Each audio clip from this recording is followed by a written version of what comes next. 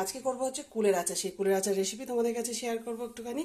আর কুলের আচার বানানোর জন্য কি কি মশলা নিচ্ছি সেটা হচ্ছে, আর এটা কিন্তু আমার রোদে শুকিয়ে নেওয়া, এটা সেই জন্য আলাদা করে জলে আর কোনো কিছু এটাকে সেদ্ধ করবো না। কাঁচা কুল আনা হয়েছিল, মানে আধ পাকা আধ কাঁচা যেটা হয়, সেটা রোদে শুকিয়ে নিয়েছি আর বোটাগুলোকে ছাড়িয়ে নিয়েছি। আর এখানের মধ্যে দিয়ে দিয়েছি কি কি, শুকনো লঙ্কা এই যে দিলাম, আর রয়েছে গোলমরিচ, রয়েছে এলাচ, মৌরি, এ দেখো রাঁধুনি দিয়েছি, এর মধ্যে মেথি দিয়েছি, জিরে, কালো জিরে, সব এটাকে হালকা শুকনো শুকনো যেটা ভাজা, সেটা ভাজা মশলা যেটা, সেটাকে আগে করে নিই। তারপরে কিভাবে করছি কুলের আচারটা সবাই জানো, তবুও আমার বাড়িতে একটু আচারটা একটু বেশি পরিমাণেই হয়। আমলকির মুরব্বা করেছি, সেটা তোমরা খেয়াল করেছো এর আগে। আজকেও আমলকির মুরব্বা আরেকবার বানাবো, আর আমাদের বাড়িতে টুকটাক টুকটাক আচার খাওয়াটা একটু বেশি হয়। ছেলে, মেয়ে, বর, আমরা চারজনে আচার খেতে খুব ভালোবাসি। তেঁতুল আচার থেকে আমের আচার, কুলের আচার, সিজনের যে কটা জিনিস ওঠে আচার করার মতো সব কিছু দিয়ে আচার করি। এই যে এটা হালকা শুকনো খোলা, এটাকে ভেজে নেব, ভেজে নিয়ে তারপর হামাল দিস্তায় এটাকে থেতে করে নেব।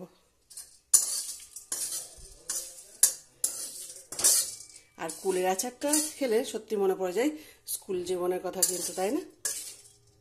কুল আর তেঁতুল, আমেরটা অতটা মনে পড়ে কিনা যায় না, বয়ামে বিক্রি হতো, ঘুগনি থাকতো, তার পাশে আচার থাকতো, নানা কিছু জিনিস থাকতো। তখন 50 পয়সায় কতটা করে আচার দিত, সেই ছোটোবেলাকার স্মৃতি স্কুলে।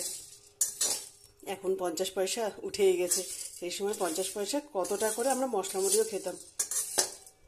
দেখো এটা হালকা ভাজা হয়ে গেছে, লঙ্কা কাটা একটুখানি যদি ভাজা হয়ে যায়, তারপর এটাকে হামাল দিস্তায় ডাস্ট করে নেব।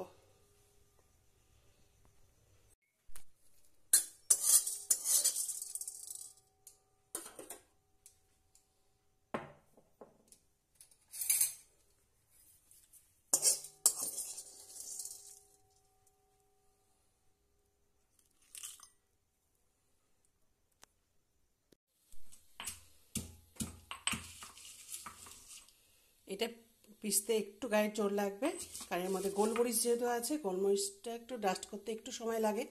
এটা এবার হামাল দিস্তে করিনি। আর এখানে বসিয়ে দিয়েছি কড়াই, আর কড়াইয়ের মধ্যে দিয়ে দেবো হচ্ছে এবার তেল।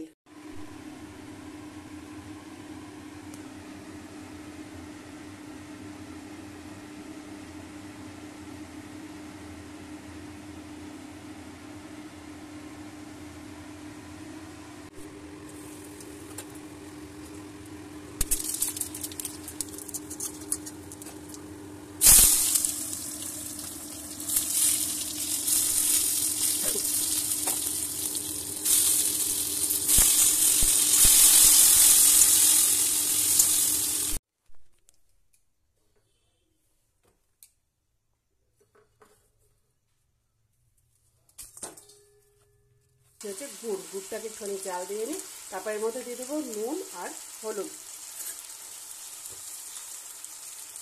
এটা একটুখানি গলতে সময় নেবে। গুড়গুলো একটুখানি গলে গেলে ওর মধ্যে দিয়ে দিচ্ছি হচ্ছে নুন আর হলুদ। সেটা তোমাদের কাছে আর দেখায়নি, কারণ সে সময় ভিডিওটা অন করতে আমি ভুলেই গেছিলাম। কারণ এক হাতে ক্যামেরা আর এক হাতে রান্নাবান্না, একটুখানি অসুবিধা হয়, তবু যেটুকু সামর্থ্য অনুযায়ী করতে পারি সেটুকু চেষ্টা করলাম। এর মধ্যে শুধু নুন আর হলুদ অ্যাড করেছি, আর অন্য কোনো কিন্তু দিইনি, কারণ শুকনো লঙ্কার প্রয়োজন পড়ে না, কুলের রঙই যেহেতু লাল। এখানে আর শুকনো লঙ্কা এখানে আমি অ্যাড করিনি, তার সাথে কোনো চিনিও অ্যাড করিনি, শুধু গুড়ের ওপরই কিন্তু এই রান্নাটা হচ্ছে।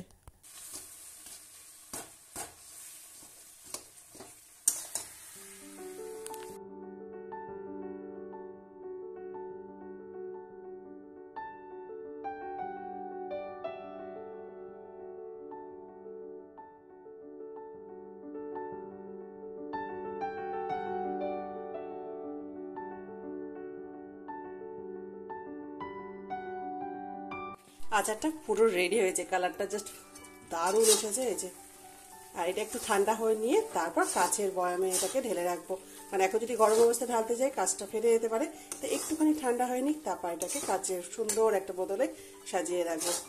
এটা লোভনীয় আচার। তেঁতুল, কুল এগুলো দেখলেই যেন মনে হয় এক্ষুনি তুলে খেয়ে নি, কিন্তু খেতে পারবো না, এক রাতের বেলায়, আর প্রচণ্ড গরম এটা।